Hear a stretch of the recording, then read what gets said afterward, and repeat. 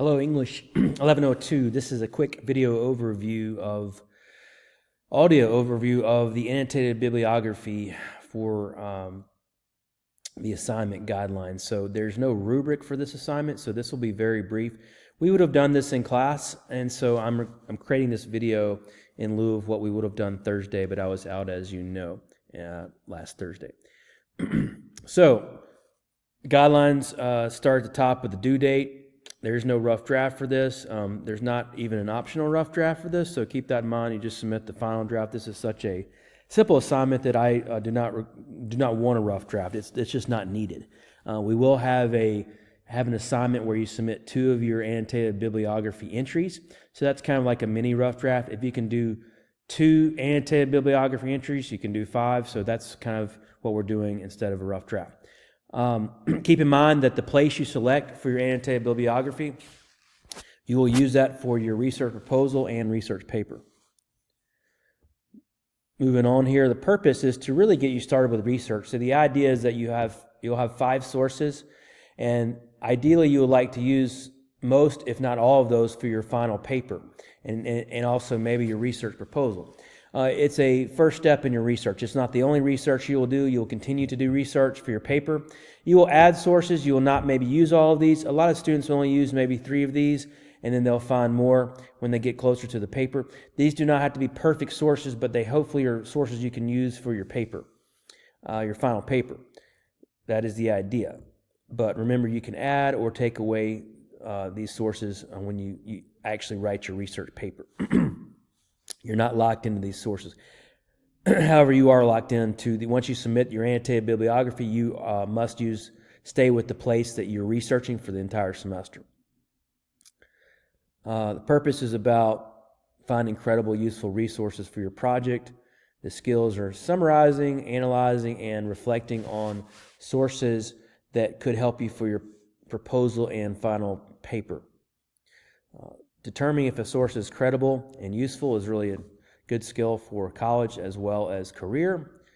Knowledge, hopefully you'll gain more awareness and knowledge about your place, which is your topic. And you will find key information, evidence from your articles that will support your exploratory thesis of why this place matters and why it's significant and why it should be preserved for future generations to enjoy. Okay, task. Fairly simple. You need 5 sources about your place. If you're struggling finding sources, you need to choose another place, okay? You must use a source. Select a place, choose a place that has enough published research on it, including peer-reviewed journals.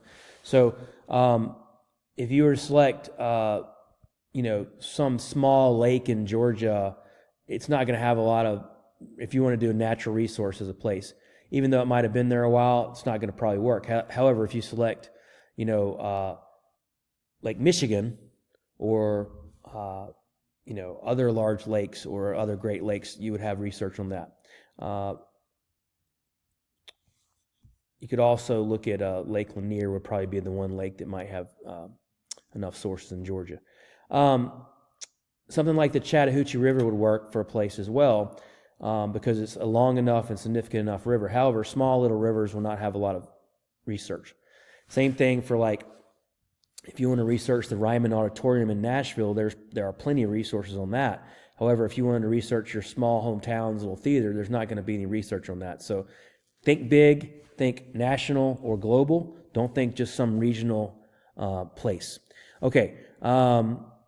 4 of these must be from scholarly peer-reviewed journal articles that are from the library or Google Scholar. We'll talk about that later. 1 can be a news source. You could also do 5 sources from just journals or government sources. I have to change this and upload it again. I forgot to do that.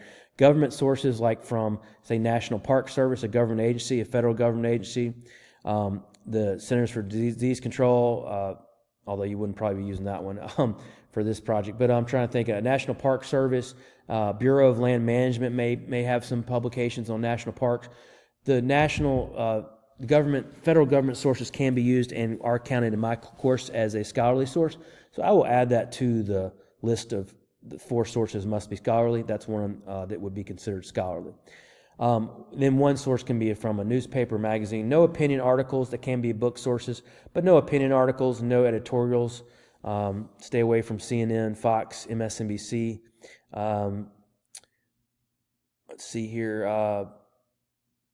You'll start, once you find your source and you read through it, you need to read the basic points, read the abstract, which is at the first page, and then you need to read not every single word, but you need to read enough of it to know that it is a quality source.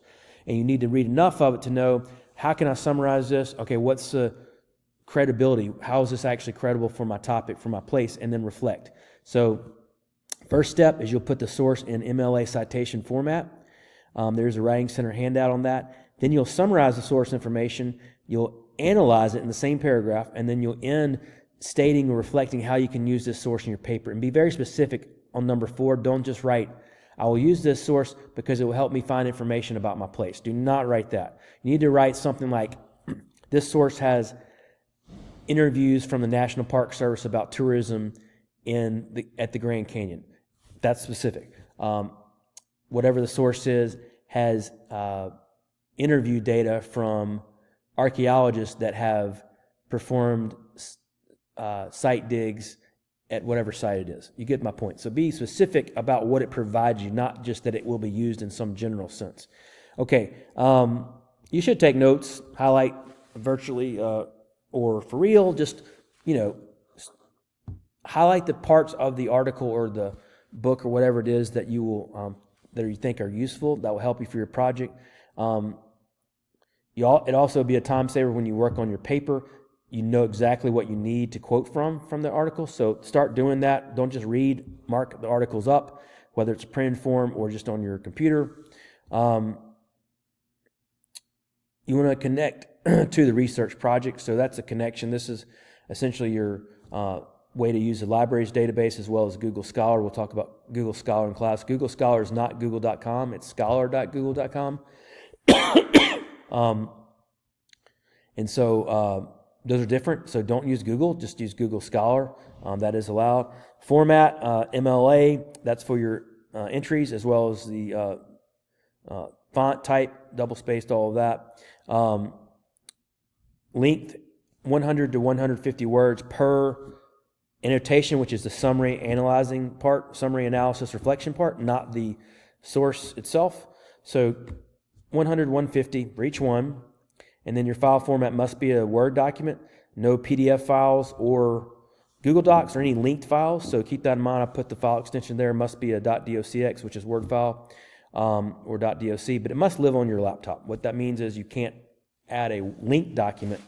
I set it up where you have to add an attachment from your device, and it's a file that lives on your computer without internet. That's offline, basically. And so if you try to put a comment in the D2L feature where there's a little comment box when you submit an assignment, I will not look at those because that will be a linked assignment. And I'm telling you here, no linked assignments, only the actual files. Let me know if you have any questions about that. That is it for the assignment guidelines of the annotated bibliography. Let me know if you have any questions by email or ask me in class. Take care.